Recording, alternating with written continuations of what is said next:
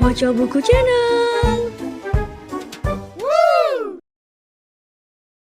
Di sini saya akan membaca buku berjudul Media Penyiaran, karya Morisan MA pada bab 8 strategi program. Bagian ini membahas strategi program yang ditinjau dari aspek manajemen atau manajemen strategis, program siaran yang terdiri dari perencanaan program, produksi, dan pembelian program, penayangan, dan pengawasan program. Selain itu, dibahas juga mengenai jenis program penyiaran, sumber program, serta strategi penayangannya agar menghasilkan dampak yang optimal.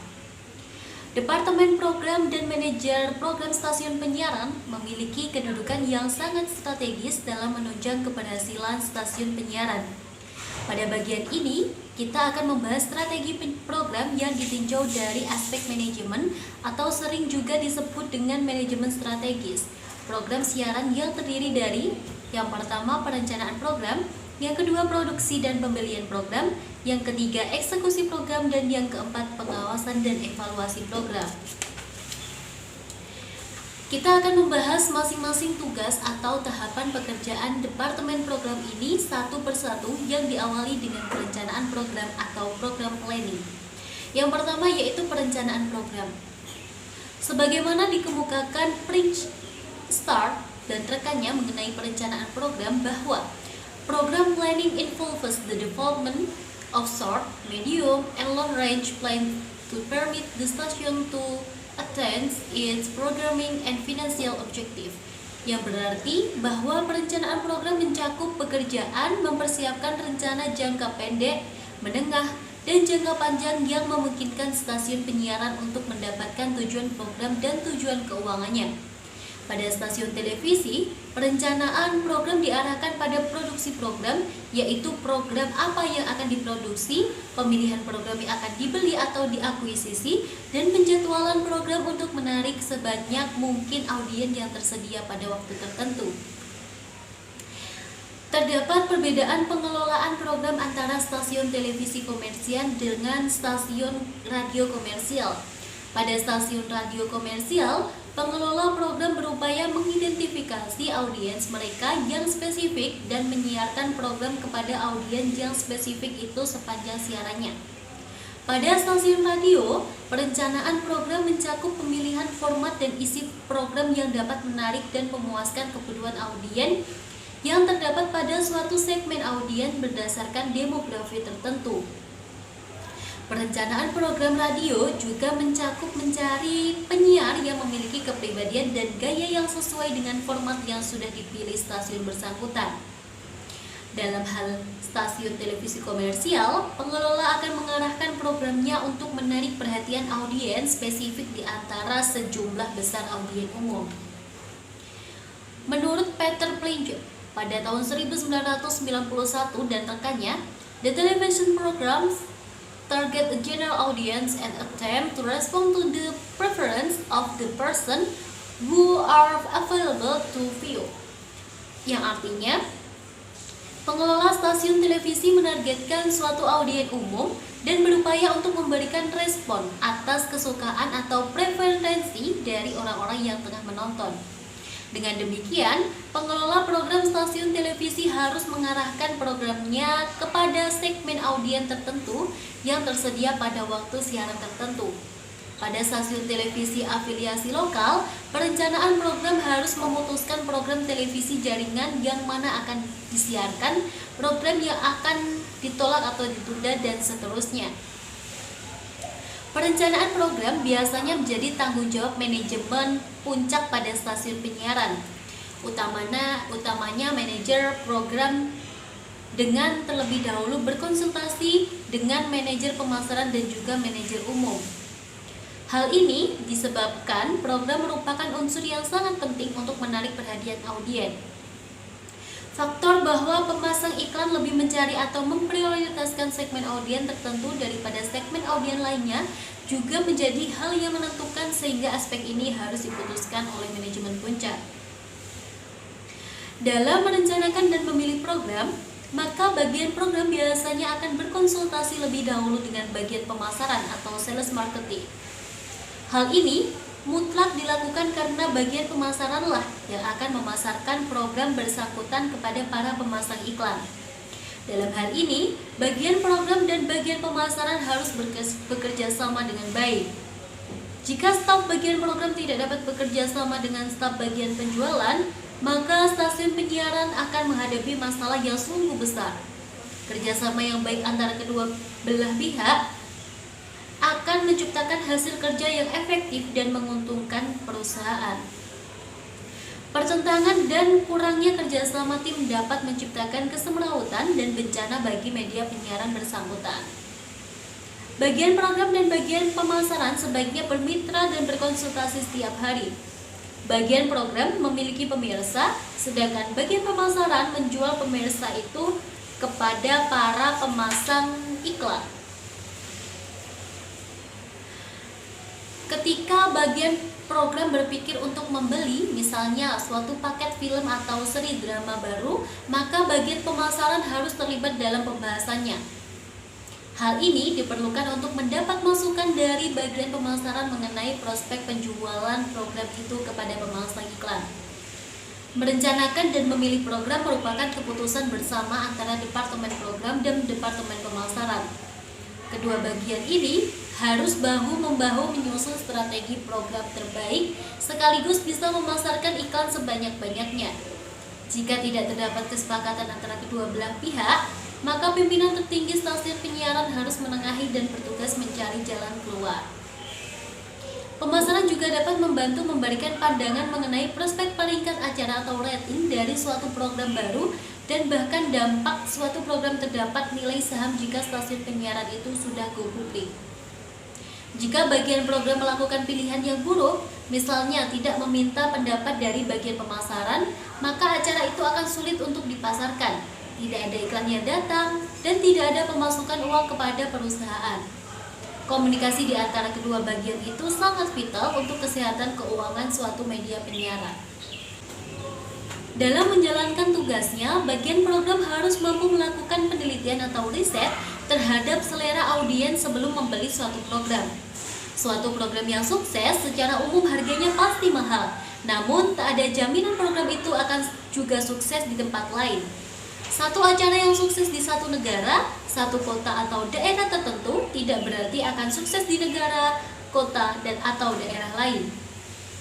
Pengelola program siaran yang baik harus mengetahui apa yang menarik untuk kelompok-kelompok yang berbeda-beda di kalangan masyarakat.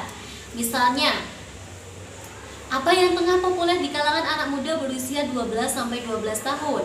Apa yang menarik bagi orang muda berusia 18-34 tahun dan perempuan di atas 45 tahun? Bagaimana perbedaan selera generasi yang lebih tua terhadap yang lebih muda? Mainan apa yang populer di kalangan anak-anak? Barang apa yang paling laku di toko di daerah tertentu? Busana apa yang saat ini sedang tren? Jawaban dari pertanyaan-pertanyaan semacam ini dan pertanyaan lainnya yang sejenis merupakan informasi yang diperlukan oleh para pengelola program untuk membantu menjalankan pekerjaannya. Bagian program stasiun televisi harus mempertimbangkan berbagai faktor dalam merencanakan program yang akan disiarkannya. Terdapat beberapa hal yang harus dipertimbangkan sebelum bagian program memutuskan untuk memproduksi, melakukan akuisisi, dan kemudian melakukan scheduling terhadap suatu program, yaitu persaingan ketersediaan audiens. Hal pertama yang perlu diketahui adalah kekuatan dan kelemahan stasiun saingan. Ketika bagian program merencanakan untuk menayangkan suatu program pada pukul 20.00 waktu Indonesia Barat setiap hari Selasa, maka pengelola program harus melihat apa yang ditayangkan televisi saingan pada jam itu. Apakah televisi saingan juga menayangkan program yang sejenis atau sama sekali berbeda? Jika terdapat program sejenis yang disiarkan bebarengan, maka pengelola program harus mempertimbangkan apakah program baru itu dapat cukup kuat menarik audiens dari stasiun saingan untuk pindah ke stasiun sendiri. Jika program itu tidak cukup kuat bersaing, maka sebaiknya dicarikan jam tayang yang lain.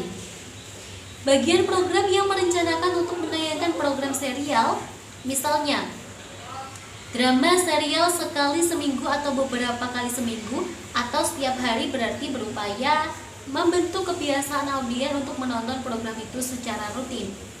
Bagian program harus memiliki misi untuk menciptakan kebiasaan atau habit menonton secara rutin dalam mendorong keberhasilan suatu program. Pengelola program televisi harus mengetahui siapa audiens yang menonton televisi pada waktu-waktu tertentu. Pada dasarnya, setiap genre memiliki komposisi audiens yang berbeda. Mengetahui siapa audiens televisi pada waktu tertentu sangat penting dalam menentukan program yang akan ditayangkan. Hal ini juga penting bagi pemasang iklan. Berikutnya yaitu analisis dan strategi program. Perencanaan program pada dasarnya bertujuan memproduksi atau membeli program yang akan ditawarkan kepada pasar audiens. Dengan demikian, audiens atau penonton adalah pasar karena setiap media penyiaran yang ingin berhasil harus terlebih dahulu memiliki suatu perencanaan pemasaran strategis atau strategic marketing plan yang berfungsi sebagai panduan dalam menggunakan sumber daya yang dimiliki.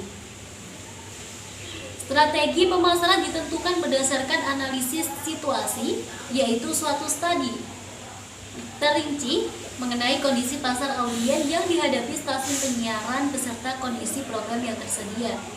Berdasarkan analisis situasi ini, media penyiaran mencoba memahami pasar audiens yang mencakup segmentasi audiens dan tingkat persaingan yang ada. Analisis situasi ini terdiri atas analisis peluang dan analisis kompetitif. Analisis peluang. Analisis yang cermat terhadap pasar audiens akan memberikan peluang bagi setiap penayangan program untuk diterima para penonton dan pendengar. Peluang pasar program atau program market opportunity adalah wilayah di mana terdapat kecenderungan permintaan terhadap program tertentu yang menguntungkan, di mana stasiun penyiaran percaya kebutuhan dari audiens tertentu terhadap jenis program tertentu belum dipuaskan dan di mana stasiun dapat bersaing secara efektif. Suatu stasiun penyiaran biasanya mengidentifikasi peluang pasar dengan cara memperhatikan pasar audiens secara cermat dan menandai jika terdapat kecenderungan kenaikan minat dan juga memperhatikan tingkat kompetisi program yang terdapat pada setiap segmen pasar audiens. Suatu pasar audiens tidak dapat dipandang sebagai satu kelompok besar audiens yang homogen, tetapi terdiri dari kelompok-kelompok audiens yang heterogen. Pada umumnya, stasiun penyiaran saat ini telah menyadari pentingnya upaya memilah-milah pasar audiens penyiaran atau segmentasi audiens agar mereka dapat memenuhi kebutuhan dan permintaan dari berbagai segmen audiens yang berbeda. Kita telah membahas masalah segmentasi audiens ini pada bab sebelumnya. Kemudian yang kedua ada analisis kompetitif. Dalam mempersiapkan strategi dan rencana program, pengelola program harus melakukan analisis secara cermat terhadap persaingan stasiun penyiaran dan persaingan program yang ada pada suatu segmen pasar audiens. Suatu persaingan terdiri atas persaingan langsung dan termasuk persaingan di antara sejumlah program yang dimiliki sendiri dan persaingan tidak langsung misalnya oleh media non penyiaran. Salah satu aspek penting dalam perencanaan strategi program adalah meneliti keuntungan kompetitif, yaitu suatu hal khusus yang dimiliki atau dilakukan stasiun penyiaran yang memberikannya keunggulan dibandingkan kompetitor. Contoh keuntungan kompetitif misalnya antara lain adalah kemampuan stasiun penyiaran untuk memproduksi program berkualitas dengan ongkos rendah sehingga harga program menjadi murah. Pengelola program juga harus selalu memperhatikan situasi kompetisi yang selalu berubah. Program dari stasiun kompetitor dapat memberikan dampak bagi strategi program sendiri, sehingga program stasiun pesaing harus terus dianalisis dan dimonitor. Reaksi yang diberikan stasiun pesaing terhadap strategi program sendiri juga sangat penting untuk diperhatikan. Dalam hal persaingan, suatu stasiun radio akan berkompetisi secara langsung dengan stasiun radio lainnya untuk mendapatkan perhatian audiens yang memiliki ciri demografis yang sama seperti umur, jenis kelamin, pendidikan, dan lain-lain. Hal ini disebabkan karena radio hanya melayani satu segmen audiens saja sepanjang hari siarannya, yang biasanya ditentukan dari kriteria demografisnya. Suatu stasiun televisi pada dasarnya tidak saja harus bersaing dengan seluruh stasiun televisi lainnya yang berada dalam suatu wilayah siaran yang sama, namun juga dengan televisi berlangganan dan juga dari VCD atau DVD dalam upaya untuk merebut perhatian dan waktu audiens. Sebagaimana dikemukakan Peter Pringle pada 1991 bahwa keberhasilan suatu stasiun televisi dalam melaksanakan programnya akan sangat bergantung pada 3 hal. Yang pertama adalah the ability to produce or buy program with audience appeal, yaitu kemampuan untuk memproduksi atau membeli program yang memiliki daya tarik bagi audiens. Yang kedua, airtime at time when they can be seen by the audience the way the day of play, yaitu menayangkan pada waktu yang dapat dilihat oleh audiens yang menjadi sasaran. Yang ketiga, both individual program into a schedule that encourages viewers to turn to the station and remain with it from one program to another, yang artinya membangun sejumlah program individu ke dalam suatu jadwal yang dapat mendorong audiens untuk menonton televisi dan tetap berada pada salurannya dari suatu program ke program berikutnya. Kemudian yaitu bauran program. Perencanaan strategi program dan pemilihan target audiens yang telah kita bahas memberikan petunjuk kepada kita mengenai siapa audiens yang akan menjadi fokus program kita serta apa kebutuhan mereka yang belum terpenuhi. Media penyiaran sudah barang tentu harus mempertimbangkan aspek pemasaran ketika merencanakan program siarannya, karena program yang diproduksi dengan biaya mahal bertujuan agar disukai sebanyak mungkin audiens. Salah satu konsep pemasaran penting yang harus dipahami pengelola media penyiaran adalah mengenai bauran pemasaran atau marketing mix yang terdiri atas 4 variabel penting, yaitu produk, price, place, and promotion, atau disingkat 4P. Kita dapat menerapkan bauran pemasaran ini ke dalam strategi program media penyiaran sehingga menjadi bauran pemasaran program atau bauran program saja atau programming mix yang terdiri atas elemen-elemen sebagai berikut. Yang pertama yaitu produk program atau produk, yang menyatakan bahwa program adalah suatu produk yang ditawarkan kepada audiens yang mencakup nama program dan kemasan program. Yang kedua adalah harga program atau price, yaitu harga suatu program yang mencakup biaya produksi program dan biaya yang akan dikenakan kepada pemasang iklan atau tarif iklan pada program bersangkutan. Yang ketiga yaitu distribusi program atau place, yaitu distribusi program yang merupakan proses pengiriman program dari transmisi hingga diterima audiens melalui pesawat TV dan radio.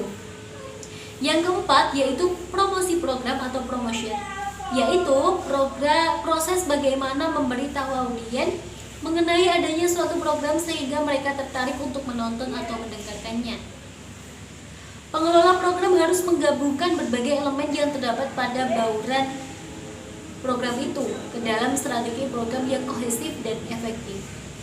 Setiap elemen yang terdapat pada bauran program adalah suatu yang bersifat multidimensional yang memerlukan pengambilan keputusan dalam berbagai bidang.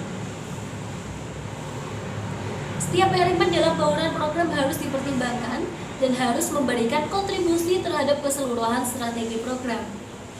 Kita akan meninjau keempat elemen dalam bauran program tersebut untuk mengetahui bagaimana peran masing-masing elemen dalam perencanaan dan strategi program yang mampu mendukung keberhasilan program. Yang pertama yaitu produk program. Produk program yaitu program itu sendiri yang dipilih haruslah yang bagus dan diharapkan akan disukai audiens. Media penyiaran ada karena menyayangkan program untuk ditawarkan kepada audiens yang akan dipertukarkan dengan waktu yang dimiliki audiens. Ditinjau dari jenisnya, program yang ditawarkan terdiri atas 2 bagian besar, yaitu program informasi dan program hiburan yang dapat dibagi lagi ke dalam berbagai jenis program yang lebih khusus, sebagaimana yang telah kita bahas sebelumnya pada bagian jenis program.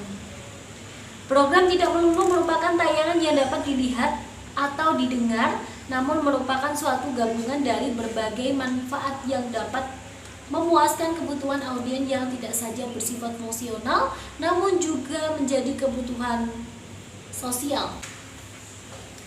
Dengan demikian, suatu program menjadi simbol, yaitu arti atau makna dari suatu program bagi audiens dan apa yang mereka alami ketika menikmati program bersangkutan. Banyak produk yang memiliki simbol produk sangat kuat, di mana fungsi sosial dan psikologis menjadi jauh lebih penting daripada fungsi manfaatnya. Perencanaan program melibatkan berbagai keputusan, tidak saja mengenai program itu sendiri, namun juga berbagai aspek yang terlibat seperti nama program, cara penyajian program atau kemasan, dan hal-hal yang terkait dengan pelayanan kepada audiens dan pemasang iklan audiens dan pemasang iklan. Audiens tidak saja melihat suatu program dari penampilannya semata, namun juga hal-hal yang berada di luar itu, sebagaimana dikemukakan Belch and Belch bahwa consumer look beyond the reality of the product and its ingredients. Dengan demikian, audiens juga akan mempertimbangkan aspek-aspek seperti kualitas, nama, kemasan program, dan bahkan perusahaan yang berada di belakang suatu program yang kesemuanya membentuk persepsi audiens terhadap program dan media bersangkutan. Misalnya, kepercayaan audiens terhadap program berita yang ditayangkan stasiun televisi pada dasarnya sangat ditentukan oleh persepsi audiens terhadap siapa orang-orang yang berada di balik program berita atau bahkan pemilik stasiun TV bersangkutan. Jika mereka yang mengelola program berita diketahui terkait atau bahkan pendukung, misalnya salah satu partai politik peserta pemilu, maka audiens akan sangat sulit mempercayai berita politik apapun yang ditayangkan stasiun bersangkutan. Dalam hal ini, terdapat dua hal yang sangat terkait dengan program sebagai suatu produk, yaitu merek dan kemasan. Nama program. Memilih satu nama bagi suatu program merupakan kegiatan yang penting ditinjau dari perspektif promosi, karena nama program berfungsi menyampaikan atribut dan makna. Dalam memilih nama suatu program, pengelola program harus memilih nama yang dapat menginformasikan konsep program dan dapat membantu menempatkan atau memosisikan program di memori otak audiens.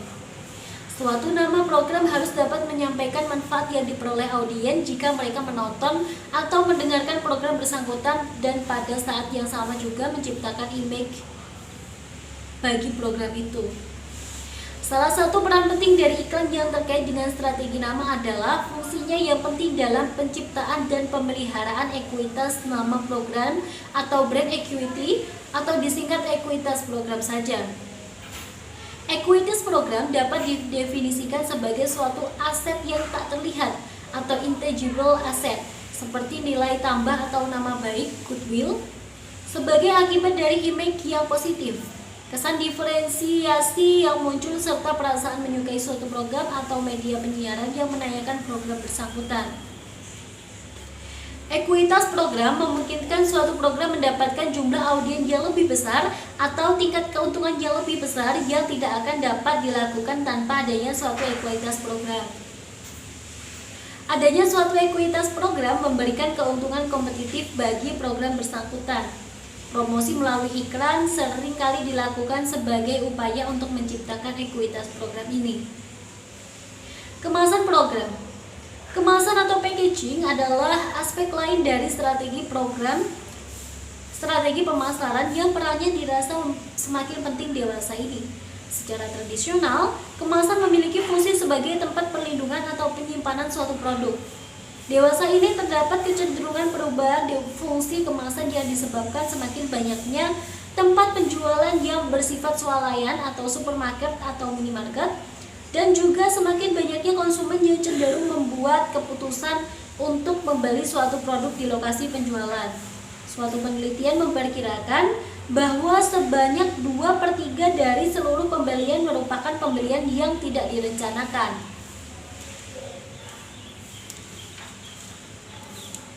Yang diputuskan di lokasi penjualan, misalnya di supermarket dan lain-lain. Bagi pengelola program penyiaran, kemasan dapat diartikan segala sesuatu yang perlu dilakukan untuk menarik perhatian audiens melalui penampilan atau appearance suatu program yang mencakup antara lain misalnya pembawa acara atau presenter, busana yang dikenakan, penampilan latar belakang atau background, bumper program yang menarik. Kemasan program menjadi penarik bagi konsumen untuk memberikan perhatian pada suatu program sehingga mampu memberikan kesan pertama yang baik. Media penyiaran dapat mendesain kemasan produknya untuk menyampaikan pesan promosi penjualan dengan menyisipkan undian berhadiah atau kontes memperebutkan hadiah tertentu. Kemasan program dipandang sebagai cara yang penting untuk berkomunikasi dengan audiens dan cara untuk menciptakan kesan terhadap program di memori konsumen. Kemasan dapat digunakan sebagai cara untuk menunjukkan citra dan identitas program. Aspek teknis suatu kemasan program, misalnya warna yang digunakan atau gaya penyajian, memberikan kontribusi terhadap daya tarik yang mempengaruhi audiens untuk mengonsumsi suatu program selain aspek fungsionalnya. Yang berikutnya yaitu harga program. Harga program mencakup biaya produksi program dan biaya atau harga yang dikenakan kepada pemasang iklan atau tarif iklan yang ingin mempromosikan produknya pada program bersangkutan. Harga diharapkan tidak mahal namun menghasilkan keuntungan yang optimal. Elemen harga dalam bauran program mengacu pada apa yang harus diberikan pemasang iklan media penyiaran untuk dapat menempatkan iklannya pada suatu program yang biasanya menggunakan nilai uang. Tarif iklan suatu program ditentukan tidak saja berdasarkan biaya produksinya, namun juga faktor-faktor lain seperti tingkat ketertarikan audiens terhadap program atau rating atau audience share, terhadap persaingan serta persepsi audiens terhadap program bersangkutan. Peter dan Olson bahkan mengemukakan bahwa the cost of a product to the consumer includes time, mental activity, and behavioral effort. Hal ini berarti bahwa tarif iklan ditentukan dengan juga memperhitungkan waktu yang digunakan untuk menghasilkan suatu program, aktivitas mental yang dilakukan, dan bahkan upaya tingkah laku untuk mendukung program itu. Manajer program biasanya memberikan perhatiannya pada bagaimana menentukan suatu tingkat harga atau price level, merencanakan kebijakan harga atau pricing policy, dan mengawasi tindakan media pesaing serta reaksi pemasang iklan terhadap tarif iklan di pasaran. Dari sudut pandang komunikasi pemasaran terpadu, suatu harga haruslah konsisten dengan persepsi program dan juga komunikasi strategi yang diterapkan. Program dengan harga tinggi atau mahal memberikan pesan kepada pemasang iklan mengenai kualitas program yang juga tinggi, begitu pula sebaliknya.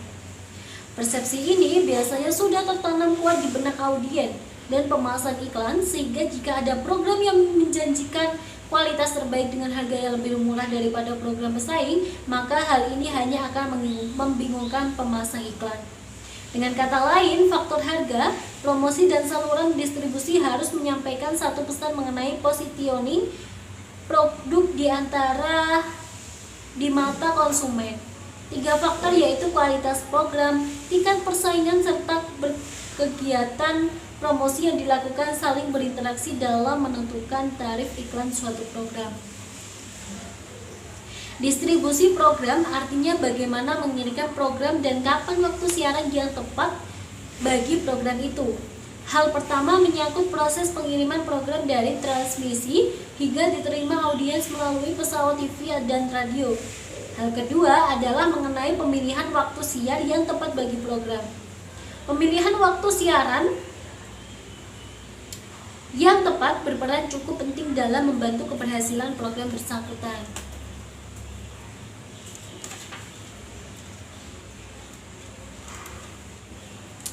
Program siaran harus dapat ditangkap dengan baik oleh audiens. Artinya tidak ada gangguan yang dapat merusak kenyamanan audiens saat mengonsumsi suatu program. Stasiun penyiaran nasional sangat menyadari pentingnya peran stasiun relay dalam menyebarluaskan siaran atau stasiun lokal afiliasi dalam sistem penyiaran berjaringan. Keputusan mengenai saluran atau channel siaran mencakup kegiatan memilih, mengelola, dan memberikan motivasi kepada stasiun relay atau stasiun afiliasi yang akan membantu media penyiaran menyebarluaskan programnya kepada audiens. Promosi program merupakan upaya bagaimana memperkenalkan dan kemudian menjual program sehingga dapat mendatangkan iklan. Di masa ini, stasiun penyiaran menggunakan berbagai instrumen promosi untuk menciptakan kesadaran dan ketertarikan audiens dan memasang iklan baik terhadap program atau stasiun penyiaran. Walaupun komunikasi antara media penyiaran dengan audiens dan pemasang iklan secara implisit berlangsung pada setiap unsur atau bagian dari bauran program sebagaimana yang telah dijelaskan sebelumnya. Namun, sebagian besar promosi berlangsung sebagai bagian dari suatu program promosi yang diawasi dan direncanakan dengan hati-hati. Instrumen dasar yang digunakan untuk mencapai tujuan promosi program dan media penyiaran disebut bauran promosi atau promotional mix yang terdiri atas iklan, pemasaran langsung, pemasaran interaktif atau internet, promosi penjualan, hubungan masyarakat atau humas, dan penjualan personal. Kita akan membahas masalah promosi program ini pada bab terpisah yaitu bab mengenai promosi program. Terima kasih.